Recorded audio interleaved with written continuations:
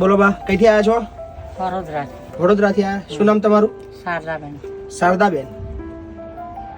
શારદાબેન, વડોદરામાં ક્યાં રહેવાનું તમારે? ભરવાડ. ભરવાડવાસ. કઈ જગ્યાએ આવ્યો? વિસ્તાર કયો? જવાહરનગર. સમા જવાહરનગર. સમા. બરાબર. તમારા હસબન્ડ ક્યાં ગયા? ઓફ થઈ ગયા. ક્યારે ઓફ થઈ ગયા? બહુ વર્ષ થયા. એવું છે. તો એકલા જ રહો છો?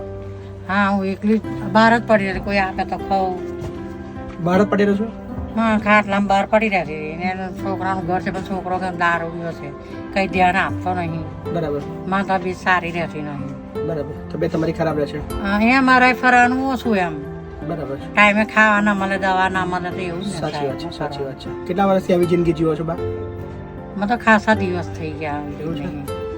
એક વર્ષથી તો હું પડી જ રહી છું આવી રીતના. ખાટલા પર જ છો? એક વર્ષથી બેસી જ રહ્યા છો?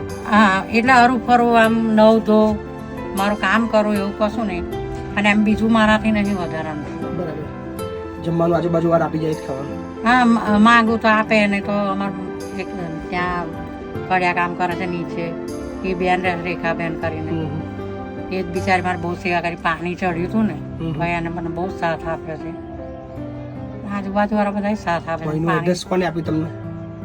ત્યાં અહીંયા સરકારી દવાખાનું કઈ દવા લેવા જતી. મેં પૂછ્યું, મેં કહ્યું બેટા હું કંટાળી ગઈ છું અને અહીં હેરાન થઈ ગઈ છું, તો કઈ સારી સુવિધા મળે તો મને મૂકી દે આશ્રમમાં.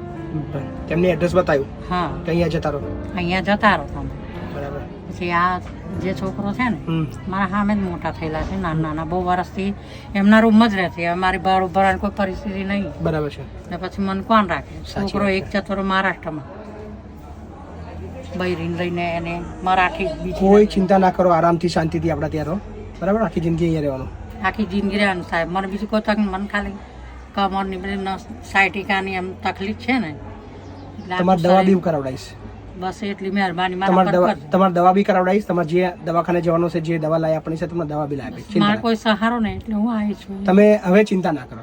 હવે એવું ના બોલતા સહારો નહીં. હવે બધા તમારો સહારો જ છે.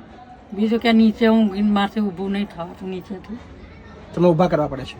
ના, એટલે પલંગ હોય ને તો ઊભી થઈ જાઉં છું. કોઈ વાંધો નહીં. તમને એટલે આ જમીન પરથી એકદમ નહીં. તમને જમીન પર નહીં, તમને પલંગ જ આપીશું. પેલી સાયટિકાની બીમારી સાહેબ, હું તમને પલંગ જ આપીશું. તમે સહેજ પણ ચિંતા ના. તમને જે બી તકલીફ હશે બધું સોલ્વ મેં તમારા મારા દીકરા જેવા સમજીને આવી છું આગળ, અને આ મારા છોકરા મને લઈ આવ્યા છે.